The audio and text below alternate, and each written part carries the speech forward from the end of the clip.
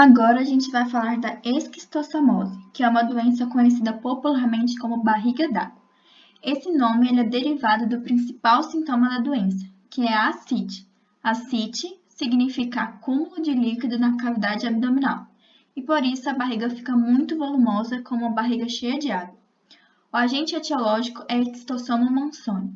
Existe um importante dimorfismo sexual, ou seja, uma diferença estrutural entre os esquistossomas machos e os esquistossomas fêmeas. E a diferença é que o macho ele é mais largo e mais curto, e possui uma fenda ao longo de seu corpo, onde a fêmea, que é mais fina e comprida, se aloja para correr a fecundação. O processo de fecundação ele é muito eficiente e a fêmea consegue liberar centenas de ovos em um único dia. E só para avisar que a gente vai ver com mais detalhes o porquê que se chama barriga d'água, tá bom?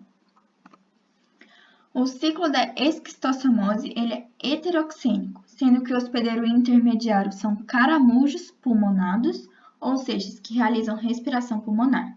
O gênero mais comum desse tipo de caramujo no Brasil é o Bionfalaria, e eles vivem em lagos e rios. E o hospedeiro definitivo é o ser humano. A transmissão é pela penetração direta da larva na pele, ou seja, o ser humano precisa entrar em lagos ou rios que tenham larvas do esquistossoma para serem infectados. E as larvas penetram ativamente na nossa pele. Então agora vamos entender o ciclo da doença. Primeiramente, os ovos são liberados do ser humano infectado por meio das fezes e também da urina. Nessa doença, também é necessário que o sistema de saneamento básico seja deficiente para que as fezes contaminadas com os ovos cheguem até os hospedeiros intermediários. Então, os ovos nas fezes contaminadas são lançados em rios. O ovo se desenvolve e dentro dele há a formação de uma larva, que ela é chamada de miracídio. O ovo, então, ele eclode e libera as larvinhas. Essas larvinhas possuem flagelos que possibilitam que elas nadem até encontrarem os caramujos. Então, a eclosão do ovo ocorre no rio ou no lago, da onde foi jogada essas fezes. Dentro do caramujo, então, essas larvas se multiplicam assexuadamente e por isso o caramujo é hospedeiro intermediário e ela se desenvolve para penetrarem na nossa pele. Então, esse nome vocês não podem esquecer, porque essa é a forma do esquistossoma que infecta o ser humano. Só para reforçar, esse nome é a cercária. Então, a pessoa vai no rio para tomar um banho ou para pescar, que seja, e ele de presente ganha várias cercárias. As cercárias, elas atravessam a camada da pele e atingem a circulação sanguínea e chegam até o fígado. No fígado, as larvas se desenvolvem para dar origem aos vermes adultos e lá as larvas começam a produzir vários ovos. Os vermes começam a produzir vários ovos. Os vermes eles podem ficar alojados no fígado, no intestino e nos vasos sanguíneos. Quando os vermes conseguem atingir o intestino, os ovos são liberados na cavidade intestinal e saem junto com as fezes. E aí recomeça um novo ciclo. É importante também vocês entenderem que é necessário que uma larva fêmea e uma larva macho penetrem na pessoa, porque como a gente já viu no slide de agente etiológico, são necessários dois sexos para que ocorra a fecundação.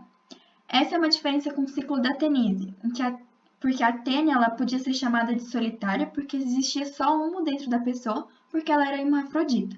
Aqui na esquistossomose, são duas ou mais larvas que ficam dentro do organismo do paciente. Uma coisa que quero destacar para vocês são duas consequências de como ocorre o ciclo da doença. A primeira ela é em relação ao processo de transmissão. Quando as larvas cercárias penetram na nossa pele, elas causam certa irritação na pele, ou seja, elas causam coceira. Por isso, as águas contaminadas com as larvas e os caramujos bionfalárias são conhecidas como lagos de coceira.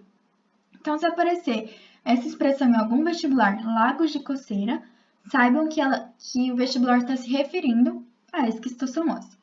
E a outra consequência a gente já comentou um pouquinho lá no início, que é a barriga d'água.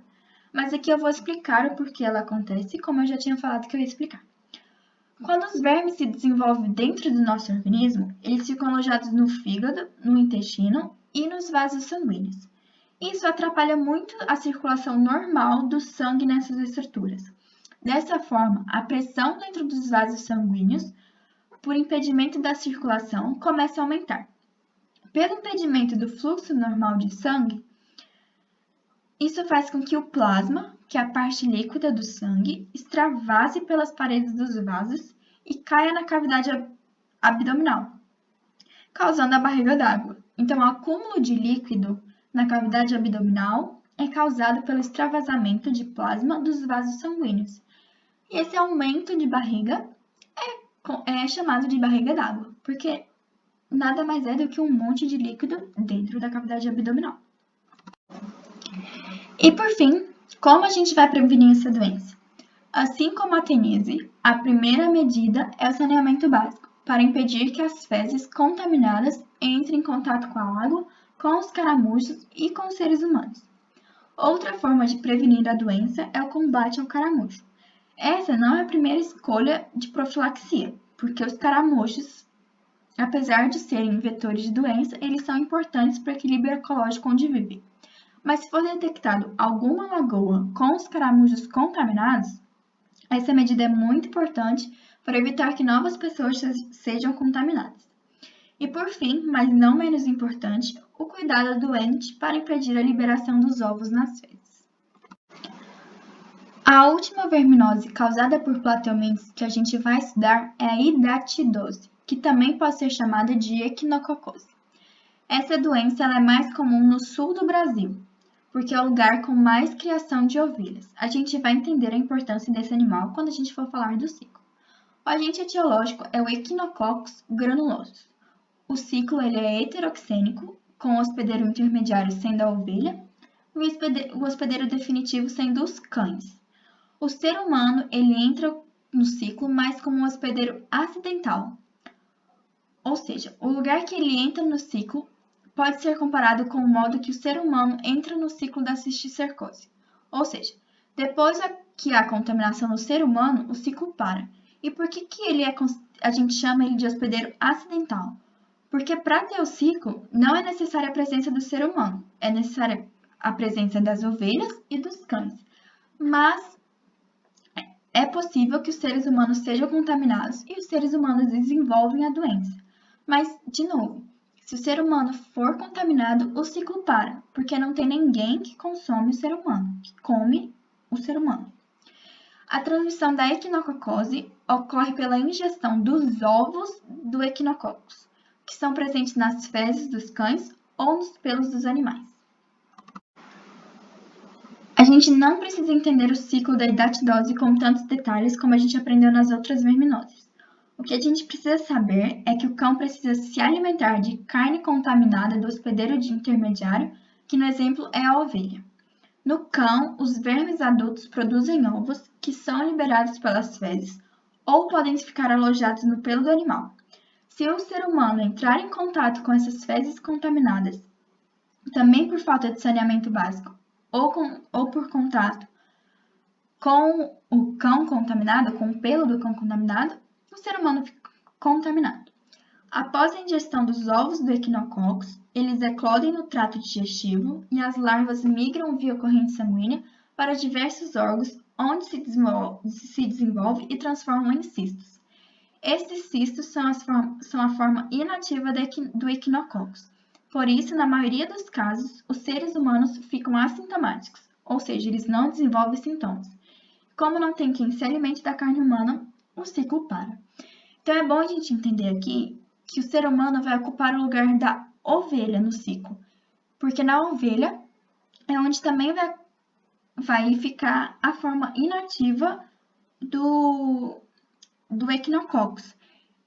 E o cão só vai ser contaminado se ele ingerir essa carne contaminada. E era isso a aula de hoje, gente. Muito obrigada e até a próxima aula. E só reforçando novamente, Qualquer dúvida que vocês tiverem, qualquer anseio, qualquer coisa, podem me chamar, eu estou disponível no WhatsApp, no Classroom, no e-mail, qualquer coisa. Muito obrigada e até a próxima aula.